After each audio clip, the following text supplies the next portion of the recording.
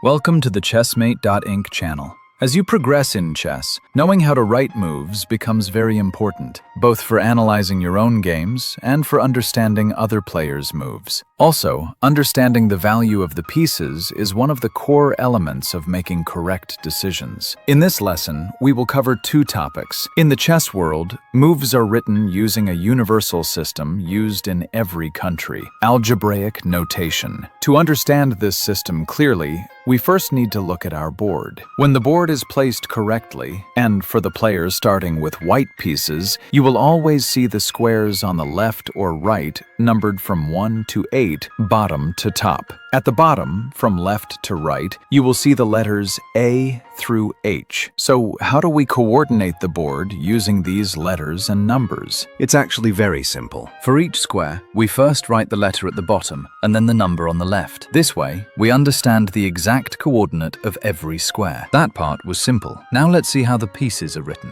This is also straightforward, but to understand it fully, we need to know the English names of the pieces, because the letters used as symbols come from the first letter of their English names, and they are always written in uppercase. Let's go through them one by one. K for king, Q for queen, R for rook, B for bishop, N for knight. As for the pawn, pawns do not use a letter. We only write the square they move to. Let's continue with a few examples to help us understand this better. Then we'll look at the other writing formats. We have a rook placed in the center of our board. Let's move the rook 2 squares forward. Since we moved our rook, we should now write this move. We said that we use the letter R for the rook. So first, we write R next to the number 1, which represents our first move. Then we look at the file, the bottom letter, and we see E, so we write the letter E. Finally, we look to the right and add the number 5. This shows exactly where our rook is now standing. So what happens if we also have a black rook on the board? Let's add a black rook. Move the black rook to the bottom square. We said the rook uses the letter R, but this time, instead of writing it next to move number 2, we write it just to the right of white's first move, because although this is the second move of the game,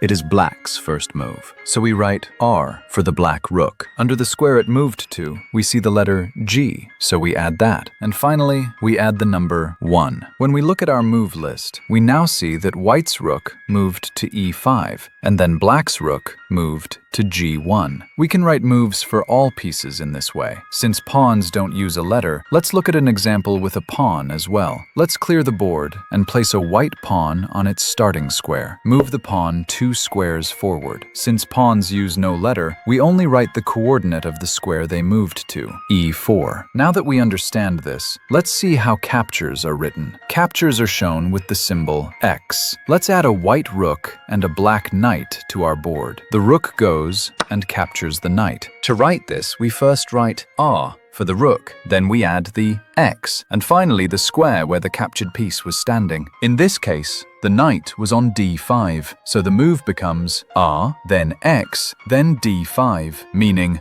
the rook captured the piece on D5. Now let's look at pawns capturing. Place a black pawn and a white pawn. The black pawn is diagonal to the white pawn, so the white pawn can capture it, and does so. Here we must pay attention to one thing. The white pawn was originally standing on the D file, so we first write the letter D, then add the X, and finally write the square of the captured piece. In this case, that square is E5, meaning the pawn from D captured the piece on E5. Now, there is an important rule we must mention here. If we have 2 identical pieces on the same rank, and both can move to the same target square, we must specify which one we moved. To do this, let's say the rook on the 7th rank moves 2 squares down. What matters here is that the rook below it could also have moved to the same square. So we write R, then the number of the rank where the rook originally stood, in this case 7, and finally we write the destination square. This prevents any confusion. There are also a few special notations. The first is castling, short and long. If white castles to the right, the short castle, we write it as 2 capital O's with a hyphen. If white castles to the left, the long castle, we write 3 O's with hyphens. Finally, if the move gives check, we add a plus sign at the end of the notation. If it were checkmate, we would add the hashtag symbol instead. Now that we know how to write moves, Let's look at the point values of the pieces. how valuable each piece is in numbers. The commonly accepted piece values are pawn, 1 point, knight, 3 points, bishop, 3 points, rook, 5 points, queen, 9 points, and finally, the king is infinite, the most valuable piece, because if the king falls, the game